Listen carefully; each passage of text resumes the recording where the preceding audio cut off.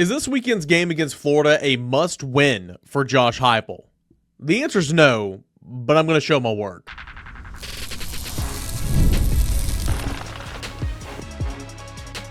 You are Locked On Vols, your daily podcast on the Tennessee Volunteers. Part of the Locked On Podcast Network, your team every day. Good Thursday morning, everybody. Welcome to Locked On Vols, a part of the Locked On Podcast Network, the #1 sports podcast network available. I am your host, Cain, a member of the VolQuest.com team here in town covering your Tennessee Volunteers. And today's episode is presented by our friends over at FanDuel Sportsbook, where new customers can bet just $5. And if your bet wins, you're going to get $300 in bonus bets to use across the app. Go ahead and download that app today. Fun show coming up. Everydayers, could not thank you enough for being here, making Locked On Vols a part of your morning routine, your first listen, your first watch each and every single day. We've got Throwback Thursday with Neil and Pretzcore coming up in segment number 3. We're going to talk about the Florida rivalry, a specific game back in 1971, but really the scope of the rivalry that is Tennessee-Florida with Noah Taylor in segment 3. Before that, Josh Ward, get his thoughts on Tennessee basketball, Boo Carter, Tennessee football, all that and more. And then, of course, open things up with this conversation of, is this a must-win for Josh Heupel? And I think this is an interesting conversation. Full disclosure, this was a mailbag question for the VolQuest podcast that came out today as well, and I thought it was really interesting and thought that I kind of unraveled a little bit. We talked about it on the podcast, and I thought Brent and Austin both made some good points. Here's my take on this. Is this a must-win game for Josh Heupel? No, simply because, in my opinion, must-win games means, must win for the college football playoff, or back in the day when things weren't going well, must win to be bowl eligible. Tennessee, of course, is already bowl eligible. Tennessee is on the outside looking in for the CFP, and it would, you have to move mountains for Tennessee to be in the field of play. Also, another realm of the whole must-win games would be, is this a must-win game for your coach to keep his job? No, Josh Heupel's not getting fired at all.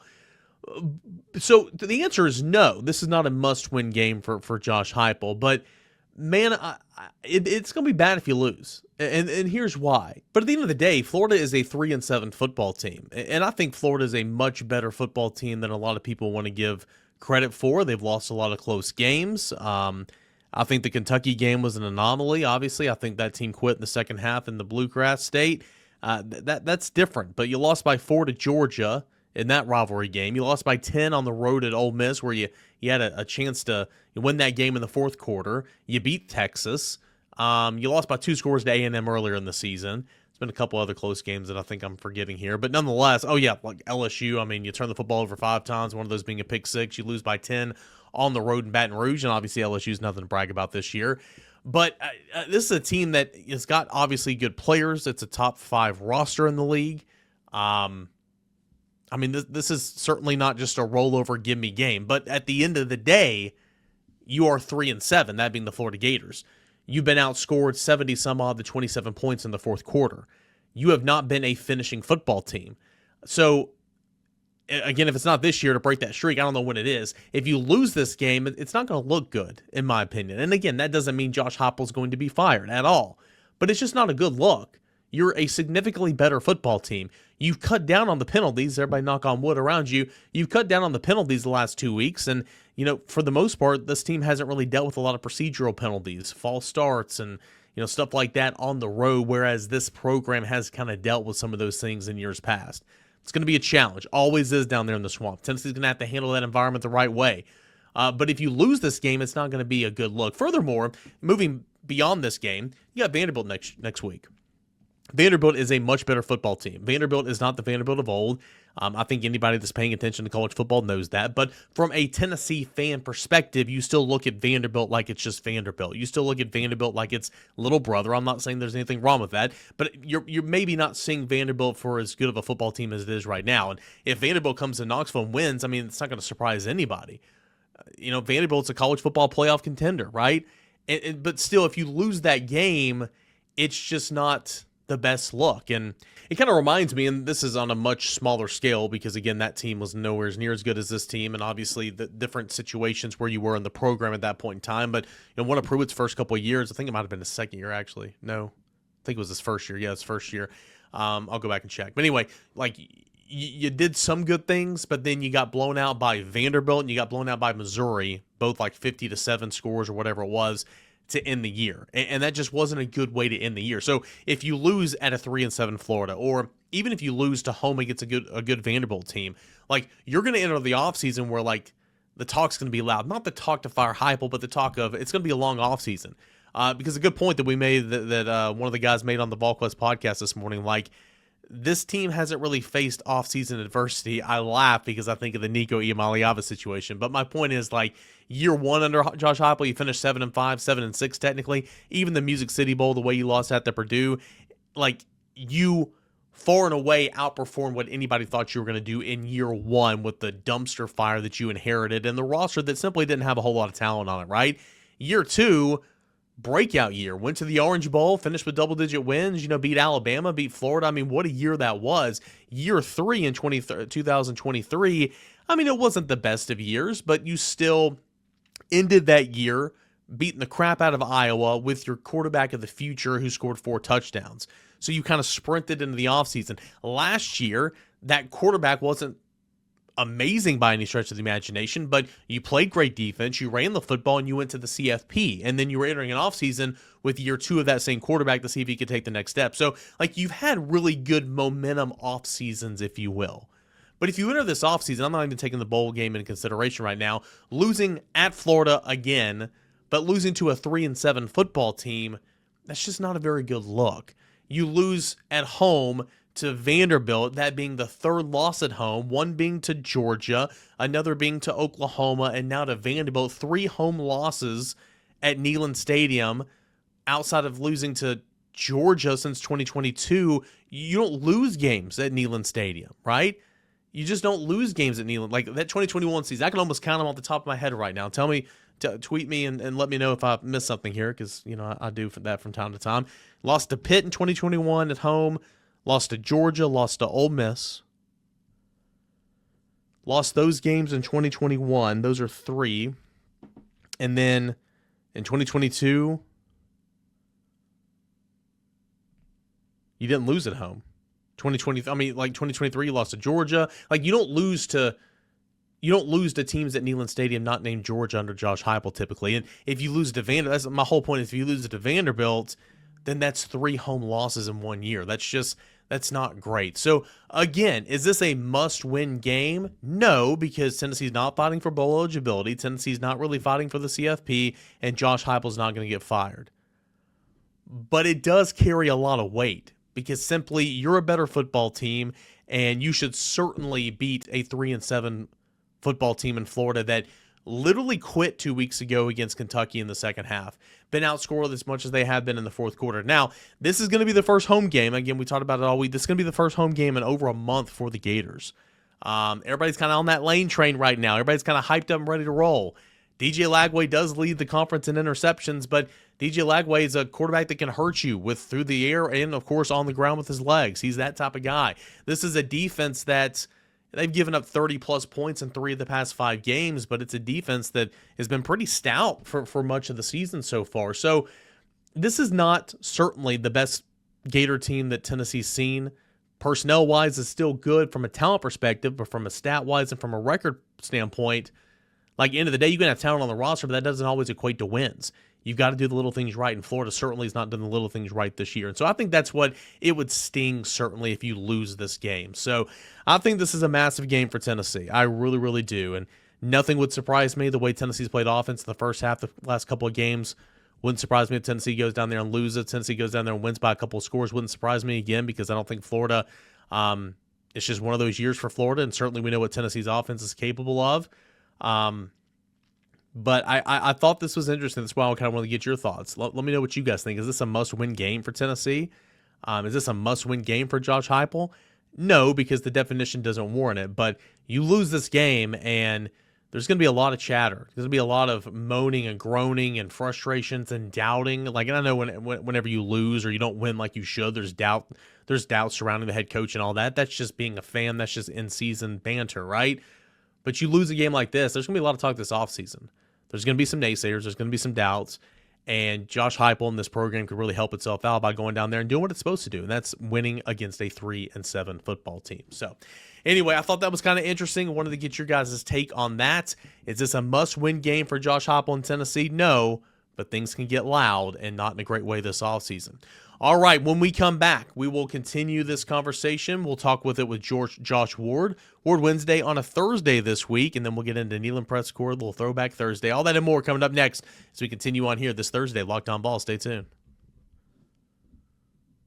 The NBA is back, and there's no better place to get in on all the action than over at FanDuel. It's official sports betting partner of the NBA. Even if you missed the start of the game or want to ride that hot hand, FanDuel has live bets on everything from who's going to score next to those fourth quarter comebacks. Plus, you can even combine your live bets into a same-game parlay for a shot at a bigger payout. It keeps every game more exciting, especially when your team's making that late-game push. New customers have a great deal right now. Listen to this. FanDuel is giving new customers $300 in bonus bets when your first $5 bet wins. That's $300 in bonus bets when your first $5 bet wins. Again, courtesy of our friends over at FanDuel Sportsbook, Tennessee is a 3.5-point road favorite in the Swamp this week. That totals at 57.5. You know, if you're a new customer, put $5 on it, you'll win $300 in bonus bets. It's as easy as that. You can use this game to do that here this weekend over at FanDuel Sportsbook if you are a new customer. So head on over to FanDuel.com to sign up and play your game today. FanDuel, the official sports betting partner of the NBA, and FanDuel, it is where you can make every moment more. Ward Wednesday on a Thursday. We've done that a couple of times here in recent memory, but programming during the season can be a little up in the air. Only a couple more weeks left, this week, next week, and then it's going to be bowl season type weird time. But Josh, I can't believe football season's almost over, man. And people can be frustrated and upset Tennessee's not in the playoff picture and all that, and that's valid. But it kind of hits you in the face when you get this time of the year. It's like, oh crap, well, in 2 weeks, this is not going to be my normal, Wednesday or Thursday, Thursday morning. Yeah, we do a very good job during the football season of taking the season for granted, the games that we look forward to, because we have so much stuff going on. And that applies to everybody. When I say we, I'm not talking about in the Tennessee conversation. That's everybody. Look at the season Ole Miss is having. And nobody's talking about the season Ole Miss is having other than throwing it into the conversation of what's going to happen with Lane, even closing out this season, but heading into next year. So we always want to distract ourselves. Don't distract yourself from the fact you only have 2 games to continue to watch. That's why we discussed after the loss to Oklahoma, the idea of saying, well, the rest of the season doesn't matter, was preposterous. And most people don't think that, but it's a reminder that you only get so many of these games and to cherish it. Let me ask you this, and then I promise we'll get to actual Tennessee stuff because this is a Tennessee podcast. Lane Kiffin, 2009, when he was here. I mean, I was sophomore, junior in high school, or senior in high school, whatever it was. I was in high school. I was not in the media, obviously. I was not in this realm. Twitter was not what it was. No, Twitter is not what it is now. Have you seen any similarities just from afar based on how Lane kind of was during that process? And I know it wasn't in season then to kind of what he's doing now, because, I mean, this is the biggest story in all of college football, obviously. I mean, the fact of the matter is that he could be leading a one-loss Ole Miss team into the playoff and not coaching that playoff because he's taking another job. College football is so drunk, and it's so annoying, but it's so amazing in so many different ways.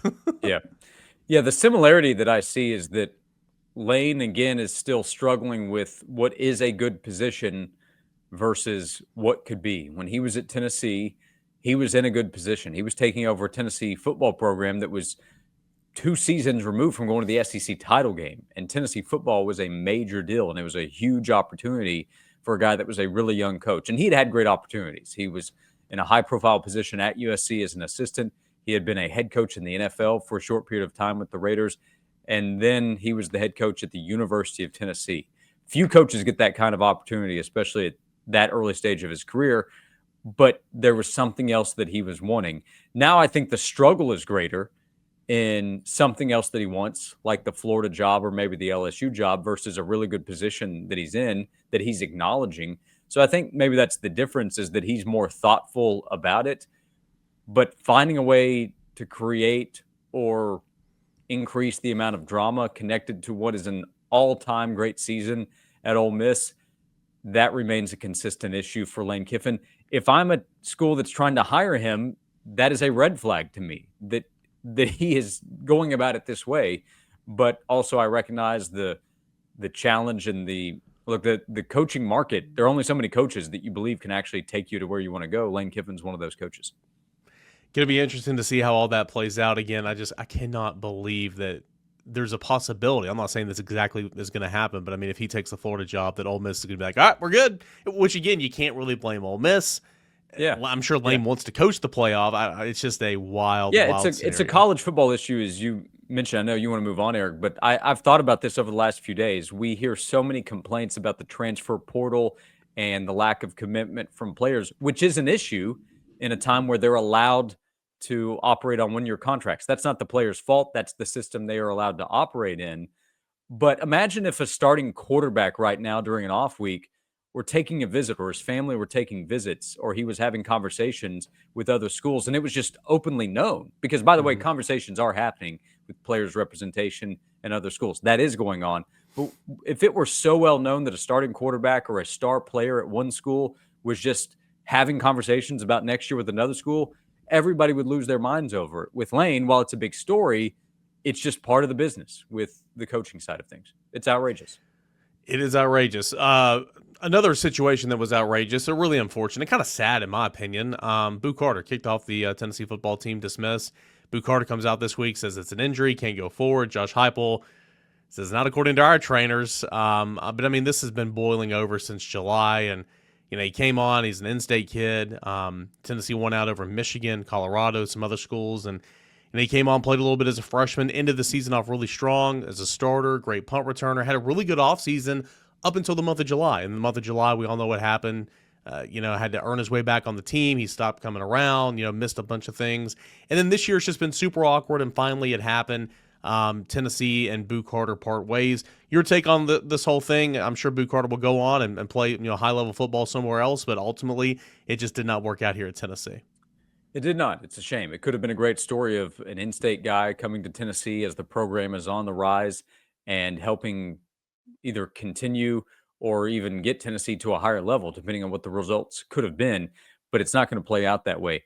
Both parties are at fault here. Boo Carter, it's obvious. He could have handled things better with the summer workouts. And I would even go back before that with the way he flirted with the transfer portal back in December and the spring, leaving questions about his commitment to Tennessee. And Tennessee was aware of that. With that being known by Tennessee, Tennessee still committed more money to him, more opportunities on the football field. And then after going through the summer workout issues, Josh Heupel allowing Boo Carter to be a part of the team when there was not a full commitment from the team and the leaders of Tennessee's football team to have Boo Carter return. And then he went through an awkward phase of having to work his way back on the field. And then the way we watched it all work out, where Boo was not giving 100% of the time on the field. That's without a doubt. It came to an inevitable end early. It was a matter of when that was going to happen. So both parties need to accept fault. Boo for how he handled things. He needs to mature and grow. And then Tennessee, which I thought would learn a lesson from how it dealt with Nico. It went into the spring knowing Nico wasn't 100% committed, and it got burned in that situation. But then a few months later, after Josh Heupel says nobody is above the power T, Boo Carter, in a way, was allowed to operate as if he was above the power T. A lesser talented player would not have been given that opportunity, which I recognize, but you can't go about it that way just a few months after the Nico situation happened the way that it did. So it needs to be a learning experience for Josh Heupel as well. Tennessee and Florida. Tennessee has not won down there since 2003, obviously. Florida is 3-7, 2-5 in conference play. Florida is not a good football team. However, Florida's played a lot of close games. Florida has a lot of talent. Florida has a top 5 talented roster in the Southeastern Conference, and if you don't think that, then you don't know ball. What's the – I guess what I'm trying to ask you is, don't make it bigger than what it is. Obviously, the streak down there. But again, at the end of the day, and I'm not saying that they're not talented, like I just mentioned, they can get you if things are going right. But again, at the end of the day, it's a 3-7 football team. Tennessee should go down there and win that game. How do you make this weekend not bigger than what it is? Tennessee just needs to focus on what it needs to do to have success. Tennessee needs to eliminate issues that have cost Tennessee in big games earlier this season. That needs to be Tennessee's focus. Taking care of the football on offense, making the plays that it's capable of making, being sound defensively, because there should be opportunities against DJ Lagway to make some plays, create some turnovers, and help the offense from the defensive side. From the offensive side, Joey Aguilar has struggled to take care of the football as well, similar to DJ Lagway. That can't happen on the road in the Swamp. So Tennessee, by the way, has to go in expecting that Florida is going to give its best effort. Tennessee cannot pay attention to Florida's record. Tennessee has to pay attention to the talent and what Florida is capable of, and then not making too much of it. But if Tennessee plays like it's capable of, then I think it should get a win on the road. But if Tennessee makes mistakes like we know it's capable of, then it could come home with a fourth loss, and that would be very disappointing. Big weekend coming up in the Swamp. Finally out the door, Tennessee basketball is back at it earlier this week. A 91-66 win over Rice. But the big story there is JP Estrella. What does his outlook like the rest of the season here in the next couple of weeks? Again, we'll learn more about his injury as the days progress, right? But if JP Estrella is to miss some time or some, I don't want to say extended period of time, but I guess what I'm trying to say is it's unfortunate, right? Because you hope the best for him, and we'll see what happens. But, this is a guy that's already been banged up and missed a ton. He missed all last year, and he looked like he was truly like unlocking something and kind of on the verge of having a breakout year. Yes, Estrella is a guy that we've talked about playing a huge role here in the last couple of weeks, being an X-factor type player for what this team could be this upcoming season. So if he's absent for an extended period of time, it is a loss. It does help that we've also talked about the depth and the added size that Tennessee has found with its roster, that a guy like Dwayne Brown as a freshman has shown that, hey, maybe he can help this team throughout this season in SEC play. And they brought in a guy like Jalen Carey, who has the SEC experience and still has a ton of potential, plus Akparaback and Cade Phillips.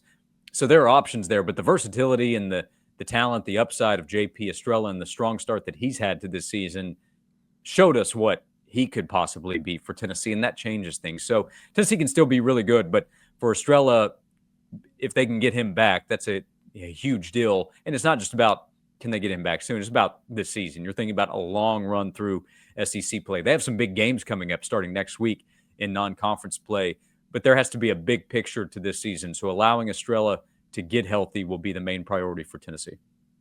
Josh Ward Wednesday on a Thursday this week, but you can catch Josh and VFL Jason Swain each and every weekday, noon to 3 on 99.1 The Sports Animal. It's Gator Hater Week. How's the calls been this week? Well, it's a week where you have to kind of build up the confidence when Tennessee's going on the road. That includes my co-host, Jason Swain, because he was a freshman when Tennessee last beat Florida, and he's not a freshman anymore in college. So, it's about building up the mindset for Tennessee to try to go in that road losing streak in the Swamp. That's what we're talking about Monday through Friday, 12 to 3. That's a nice way of putting it, that he is not a spring chicken any longer. That's how long Neither am I. He and I arrived at the University of Tennessee at the same time and exited at the same time. So he isn't, and I'm not either. Well, see, you didn't have to go there. We were talking about Jason. You didn't have to mention yourself. But Eric, we're about transparency here on Locked On Vols. for once, right? All right, Josh, as always, man, thanks so much. Thanks, Eric.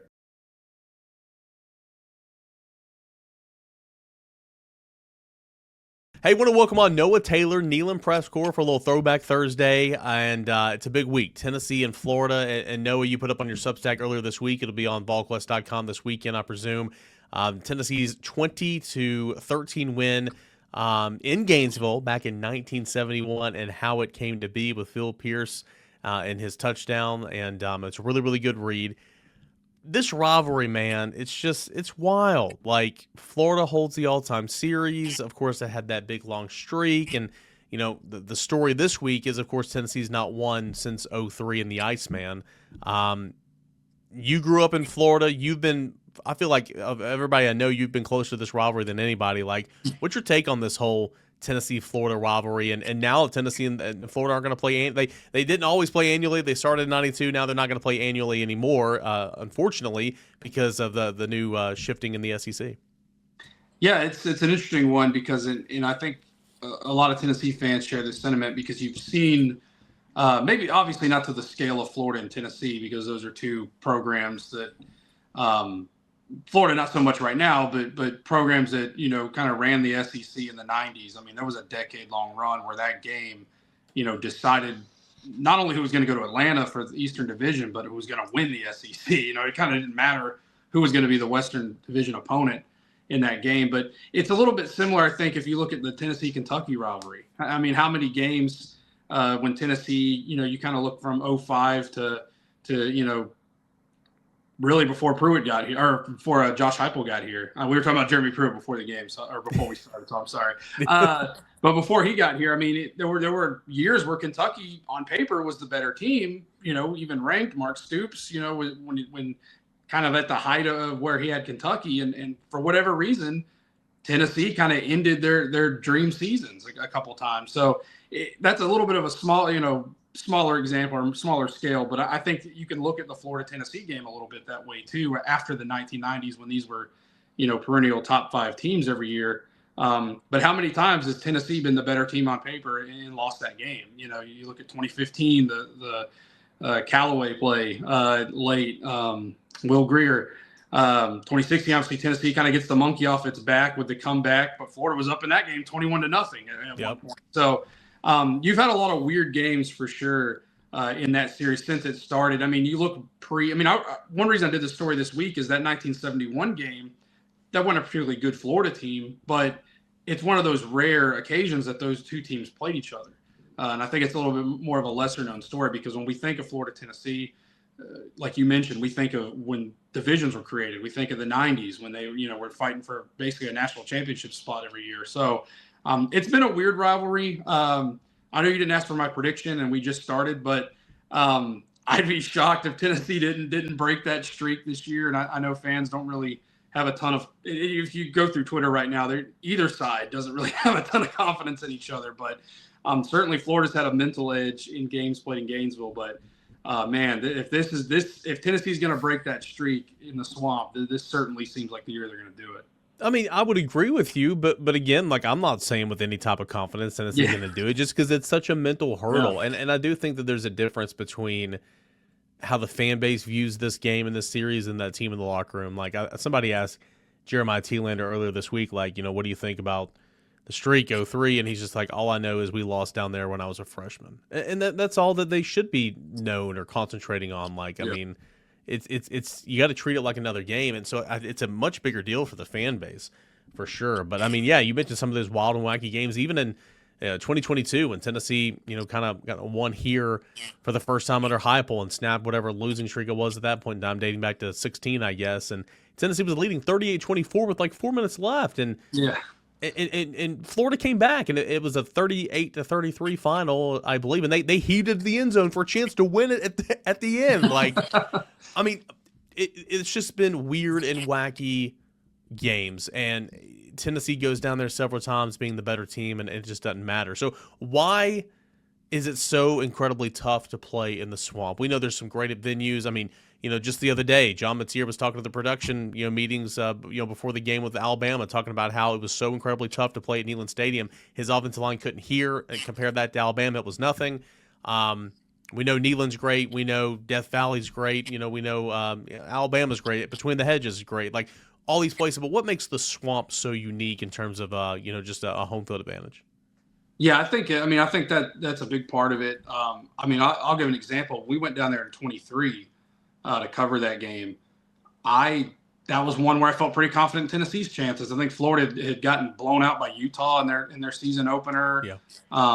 They were like maybe 2-1 going into that game or something. And, I kind of was expecting a little bit of that 22 LSU game, maybe a little bit of a Tennessee takeover at the Swamp, and they showed up, man. They showed up for a team that was not very good. And obviously Florida won that game, and Tennessee made some mistakes early and made it kind of interesting at the end. But it went like so many other Florida-Tennessee games do. So I think part of it is the crowd. It's a tough place to play when it's hopping. It's loud the way it's built. It feels like it's on top of you. Of games I've covered, it's got the open air press box, which is really cool. So you get to experience more of that.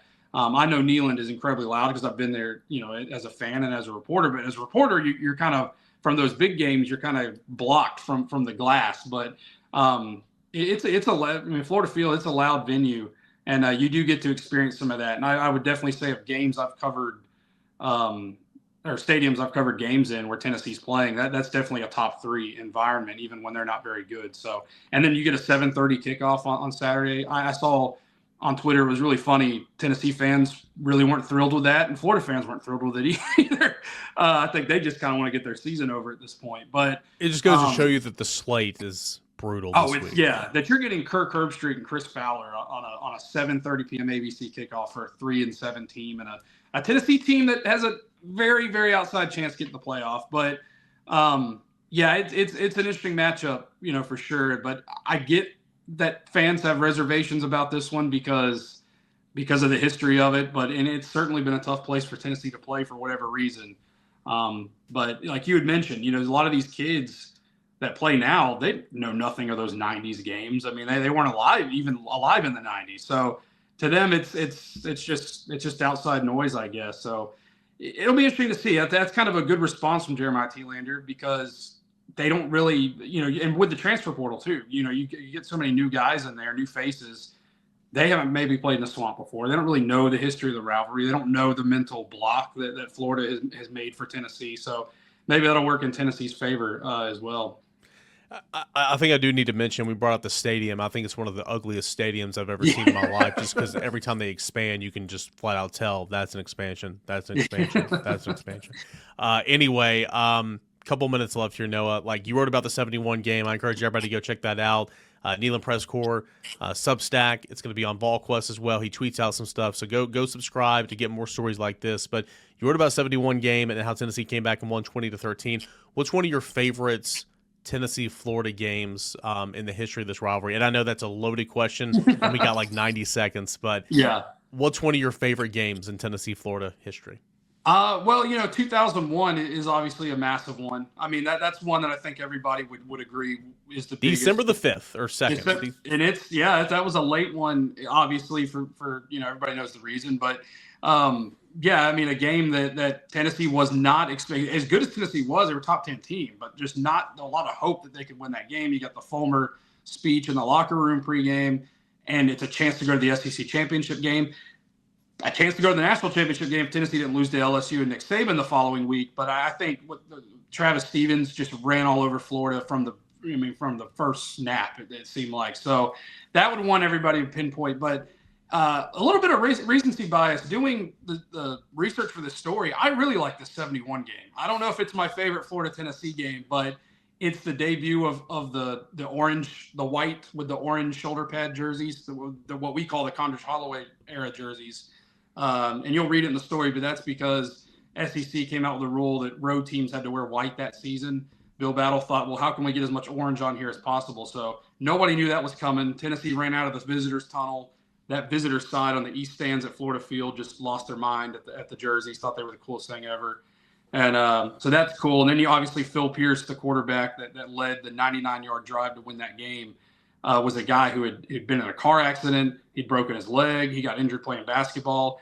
He played at McMinn County High School in Athens, and he was a local product and just never seemed to get a chance. And then his senior year, third-string quarterback, he leads that drive for Tennessee. So a lot of fun stuff in that story I think a lot of people will like. And there's a lot more to it because you got the Bill Battle and the Doug Dickey stuff. This is only 2 years after Doug Dickey had left Tennessee for Florida. So it was a fun story to write. And I think right now that's probably one of my favorite Florida-Tennessee games, even though it wasn't for anything big like we got accustomed to in the 90s when that became an annual thing. This game is not for anything big. This game is for Tennessee to snap a streak and continue to try to finish 9-3. I mean, again, outside chance of the playoff, that's not happening. At least I don't think it is. And, Florida, interim coach, first home game in a month. Everybody's on the Lane train. So, I don't know. It's Tennessee better win this game. But, again, nothing will shock me in this one. Noah Taylor, Nealon Press Corps, does a fantastic job. Go subscribe to his Substack. That link is in the show notes. He wrote a great story on Tennessee's win down there at Florida Field, 1971, how it happened.